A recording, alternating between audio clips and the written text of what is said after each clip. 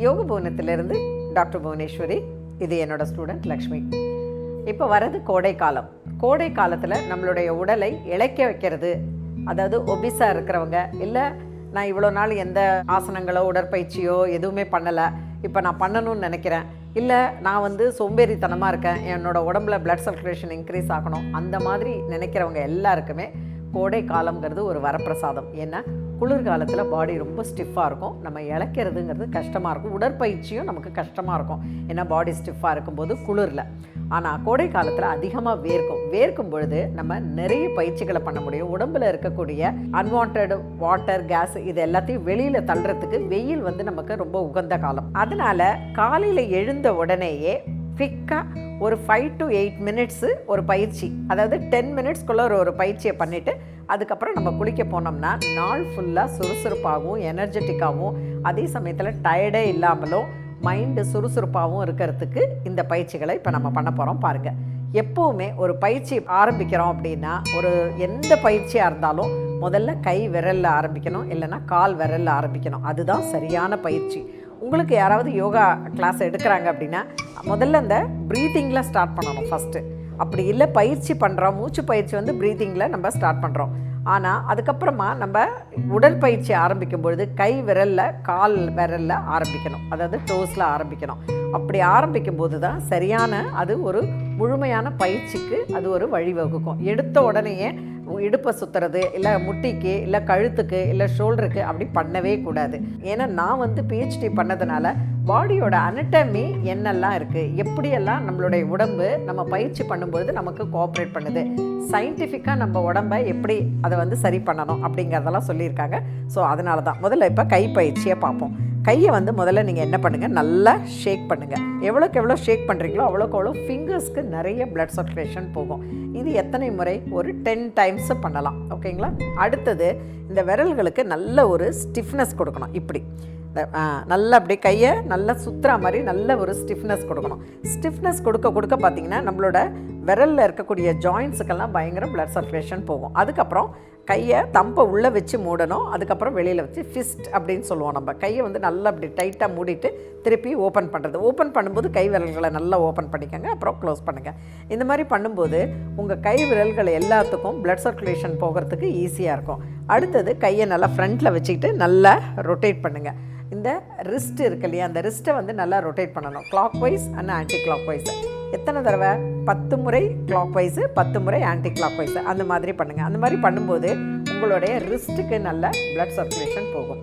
அடுத்தது கையை கீழே வச்சுட்டு 2-3 செகண்ட்ஸ் ரிலாக்ஸ் பண்ணிவிட்டு கையை ஃப்ரண்ட்டில் வச்சுட்டு இந்த கதவு மூடுற மாதிரி உங்களோட கை விரல்களை நல்லா டைட்டாக மூடுறீங்க. டைட்டாக அந்த இடத்துல வச்சுட்டு ஒரு கதவு இப்படி திறக்குது திருப்பி மூடுது, அப்படி பண்ணும்போது ரிஸ்ட்டுக்கு முதல்ல நீங்கள் ரொட்டேட் பண்ணிங்க இல்லையா, இது பாருங்கள், இது ரொம்ப நல்ல பயிற்சி. இது மாதிரி ஒரு 10 முறை பண்ணுங்கள். அடுத்தது கையை ஃப்ரண்ட் அண்ட் பேக் பண்ணுங்கள். நல்லா ஃப்ரண்ட்டு பேக்கு, கீழே மேலே, கீழே மேலே, அவ்வளோதான். அந்த மாதிரி நல்லா இதை ஸ்ட்ரெச் பண்ணுங்கள். ஸ்ட்ரெச் பண்ணிவிட்டு அதுக்கப்புறம் கையை கீழே வச்சு ரிலாக்ஸ் பண்ணிக்கோங்க.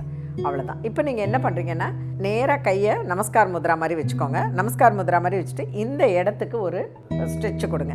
இங்கே கை இது வருங்க, இப்போ இங்கே தொடும்போது இங்கே ஹார்டாக இருக்குது, இந்த மாதிரி ஸ்ட்ரெச்சு கொடுக்கணும். இப்போ இந்த கை இருக்கு இல்லையா, அதை மட்டும் நல்லா ஓப்பன் பண்ணிவிட்டு திருப்பி க்ளோஸ் பண்ணுங்கள். இப்படி ஓப்பன் பண்ணி க்ளோஸ் பண்ணும்போது இங்கே இருக்கக்கூடிய மசில்ஸுக்கு நிறைய ரத்த ஓட்டம் போகும் இல்லையா. இப்போ என்ன பண்ணுறீங்க, மேலே இருக்கிறத நல்லா சைடில் ஸ்ட்ரெச் கொடுங்க. அவ்வளோதான். இப்போ கையை கீழே வச்சு ரிலாக்ஸ் பண்ணிவிடுங்க. அடுத்தது நம்ம என்ன பண்ண போகிறோம்னா, ரிஸ்ட்டெல்லாம் நம்ம பார்த்தோம் இல்லையா, ரிஸ்ட்டுக்கு தான் நம்ம இவ்வளோ நாளைக்கு கொடுத்தோம். ரிஸ்ட்டுக்கு அடுத்த ஜாயிண்ட் எதுன்னா நம்மளுடைய எல்போ. இப்போ நீங்கள் என்ன பண்ணணும், எல்போவை நல்லா ஓப்பன் பண்ணி க்ளோஸ் பண்ணுங்கள். இப்போ இந்த கையை நல்லா அப்படி மடக்கி ஓப்பன் பண்ணும்போது இந்த இடத்துக்கு நல்ல ஒரு ஸ்ட்ரெச் கிடைக்கும் உங்களுக்கு. கையை என்ன பண்ணோம், முன்னாடி க்ளோஸ் பண்ணி ஓப்பன் பண்ணோம், இப்போ சைடில் நல்லா க்ளோஸ் பண்ணி ஓப்பன் பண்ணுறோம். அப்போ எப்படி இருக்கணும், இந்த கை விரல் நல்லா ஸ்ட்ரெயிட்டாக இருக்கணும், ஸ்ட்ரெயிட்டாக வச்சுட்டு பண்ணணும். அவ்வளோதான். இப்படி ஒரு 10 முறை பண்ணிவிட்டு கையை ரிலாக்ஸ் பண்ணிக்கோங்க. கீழே கை வச்சு ரிலாக்ஸ் பண்ணிக்கோங்க. இப்போது கைகளை உங்களோட ஷோல்டர்கிட்ட வச்சுக்கோங்க. இந்த ஷோல்டர்கிட்ட வச்சுட்டு ரொட்டேட் பண்ணுங்கள் கையை. இந்த இடம் இப்படி வந்துட்டு இங்கேருந்து நல்லா அப்படியே ரொட்டேட் ஆகணும். இப்போ இந்த ஷோல்டர் பிளேடு ஃபுல்லாக ரொட்டேட் ஆகும் பாருங்கள். இது மாதிரி பண்ணும்போது இந்த இடத்துல நல்ல ஒரு ஷோல்டர் பிளேடு, அதே மாதிரி பார்த்திங்கன்னா உங்களுடைய கீழே இருக்கக்கூடிய அந்த கைக்கு கீழே இருக்கக்கூடிய ஆம்பிட் மசில்ஸு எல்லாமே வரும். இப்போது ரிவர்ஸ் அதே மாதிரி நல்ல ரிவர்ஸ். அவ்வளோதான். இது மாதிரி ஒரு 10 முறை பண்ணணும். ரிலாக்ஸ் பண்ணிக்கோங்க கைகளை.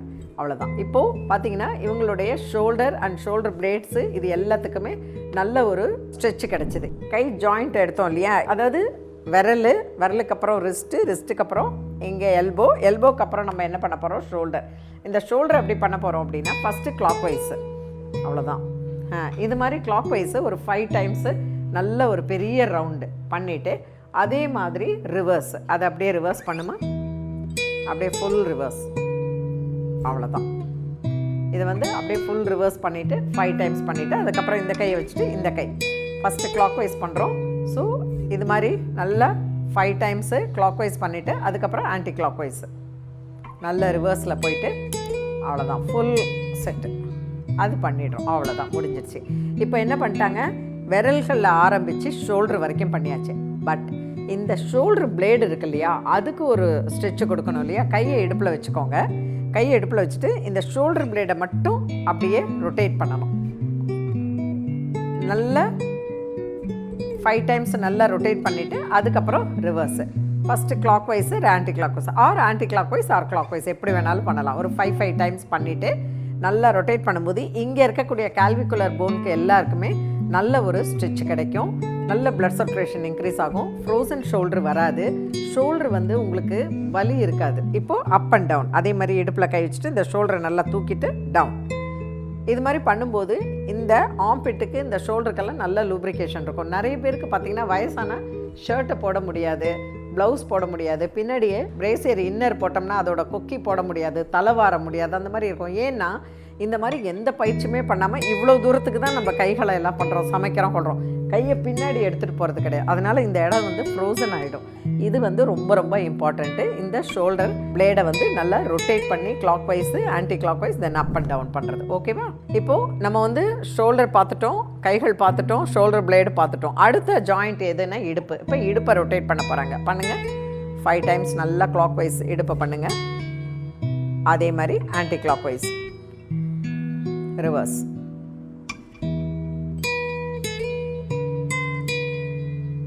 Very good. இப்போது என்ன பண்ண போகிறோன்னா அந்த இடுப்பை வரைச்சிட்டு ஃப்ரண்ட் அண்ட் பேக், நல்ல ஃப்ரண்ட் பேக் நம்மளோட க்ளூட்டு, நம்மளுடைய பெல்விக் போன். அப்படி பண்ணும்போது க்ளூட்டை கொஞ்சம் டைட்டன் பண்ணி ரிலீஸ் பண்ணுங்கள். ஃப்ரண்ட்டு பேக் பண்ணும்போது க்ளூட்டை நல்லா டைட் பண்ணி ரிலீஸ் பண்ணுங்கள். இப்போ சைடில் நல்லா ஸ்ட்ரெச் பண்ணணும். இந்த சைடு போன் இருக்கு இல்லையா, எவ்வளோ நல்லா ஸ்ட்ரெச் பண்ணிட்டு இது எல்லாமே பெல்விக் ரீஜியனுடைய நல்ல பிளட் சர்க்குலேஷன் இன்க்ரீஸ் ஆகிறதுக்கு ரொம்ப ஹெல்ப்ஃபுல்லாக இருக்கும். டைட்னஸ் இருக்காது. அது மட்டும் இல்லாமல் மசிலுக்கு ரொம்ப ரொம்ப நல்லது. இன்னொன்று, நம்ம இப்போல்லாம் இந்தியன் டாய்லெட்லேயே உட்கார்றதில்ல. நம்ம என்ன பண்ணுறோம், நேராக சேரில் உட்கார்ற மாதிரி வெஸ்டர்ன் டாய்லெட்டில் உட்காந்துட்டு வரதுனால இந்த இடத்துக்கெல்லாம் எந்த ஒரு எக்ஸசைஸுமே இல்லை. அதனால் சேர்லேயும் அப்படியே பொம்மை மாதிரி உட்காந்துட்டு எழுந்திரிக்கிறோம். ஸோ அதனால் இது ரொம்பவே முக்கியம். நல்லா சைடில் நல்லா பெண்ட் பண்ணுறது. ஓகேங்களா? அப்புறம் ஹாஃப் நல்லா பெண்ட் பண்ணிவிட்டு பின்னாடி, அவ்வளோதான். இடுப்புலேயே கை வச்சுக்கோங்க. ஹாஃப் பெண்டு பண்ணிவிட்டு எவ்வளோ பின்னாடி பெண்ட் பண்ண முடியுமோ பின்னாடி பெண்ட் பண்ணுங்கள். பின்னாடி, அவ்வளோதான். திருப்பி ஹாஃப் பெண்டு, அவ்வளோதான். இது ரொம்ப ஃபுல்லாக பெண்ட் பண்ண வேண்டாம். ஹாஃப் பெண்டு பின்னாடி போயிட்டு ஃப்ரண்ட்டில் வாங்க. அவ்வளோதான். இப்போ நம்ம பார்த்த எக்ஸசைஸ் ஃபிங்கர்ஸ்லேருந்து ஹிப்பு வரைக்கும். இது நீங்கள் குளிக்க போகிறதுக்கு முன்னாடி ஒரு 10 மினிட்ஸு பண்ணக்கூடிய energetic and very quick simple techniques. இதில் நம்ம ஒன்று விட்டு போனது எதுன்னா கழுத்து. அதோடு இதை நம்ம முடிச்சுக்குவோம். இடுப்புக்கு கீழே இருக்கக்கூடிய பகுதியான நம்ம thigh muscles, knee caps, calf muscles, then ankle and toes, இதுக்கான பயிற்சிகளை நம்ம அடுத்த பார்ட் 2ல் நம்ம பார்க்கலாம். நம்மளுடைய சேனலை நீங்கள் சப்ஸ்கிரைப் பண்ணலைன்னா தயவு செஞ்சு சப்ஸ்கிரைப் பண்ணுங்கள்.